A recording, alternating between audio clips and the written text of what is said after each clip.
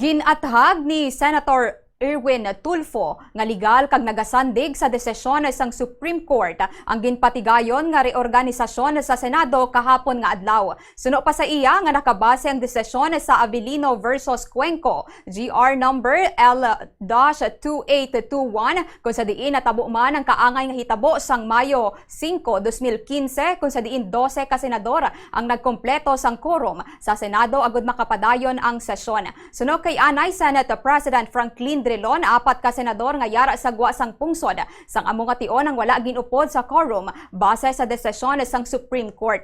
Samtang tatlo naman ka senador kaangay ni anay Senator Juan Ponce Enrile, Ramon Bong Revilla Jr. kag Jenggoy Estrada ang yara sa detensyon sang amo nga tion. Dugang pa ni Tulfo ginhimo ang tikang bangod sang ginatawag nga paglapas sa konstitusyon matapos nga wala nagapatigayon ang anay miyembro sang majority block sang sesyon sa sulod na sang tatlo kasunod sunod nga adlaw. Naibaluan nga bangod sang natabo nga sesyon kahapon nga adlaw, may mga pagbag-o sa liderato sang pila ka mga committee sa Senado. Lakip na diri ang pag-iliher kay Tulfo bilang bag-o nga chairman sang Senate Blue Ribbon Committee.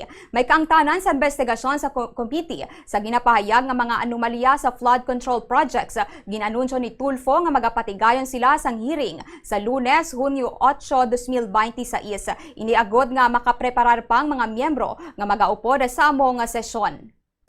Legit, was legal because it was based on Supreme Court decision. The Avellino versus Cuenco case way back in 1949, February 18, 1949.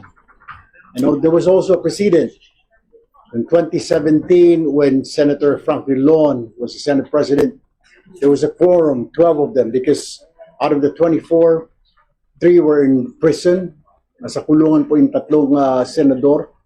5 po ang nakabakasyon, kaya 12 po ang nagkaroon po sila ng quorum. So we have a precedent. The reason why we have to do this, there's already a violation of the Constitution. 3 straight days po. They blatantly disregard the rule of law, the Constitution.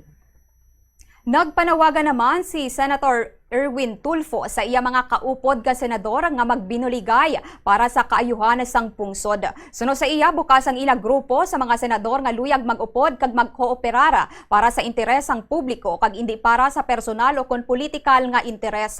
Nagpasalamat man si Tulfo kay Senator Francis Escudero matapos ini nagupod sa ila grupo. Ginpahayag niya nga dako ang nabulig sang pagsaylo ni Escudero agud makompleto ang quorum kag makapadayon ang mga sesyon sang Senado. Dugang pa ni Tulfo, nagdesisyon si Escudero nga magupod sa bag-o nga mayorya bangod sang iya pagtuo nga hindi na husto ang direksyon sang iya anay nga grupo.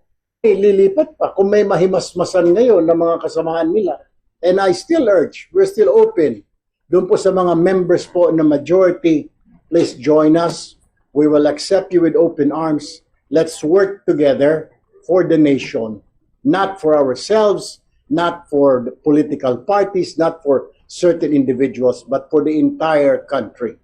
Let's work together. We will accept you. We will embrace you. Sir? We are very fortunate that one of them, a member of the majority before, Senator Chis Escudero, do not conform and do not believe in what they are fighting for.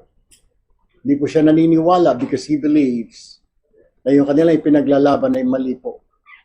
Na yung kanilang pagbo-boycott ay para ipagtanggol lamang ang ilang sa mga kasamahan nila. Nabatian si Senator Erwin Tulfo.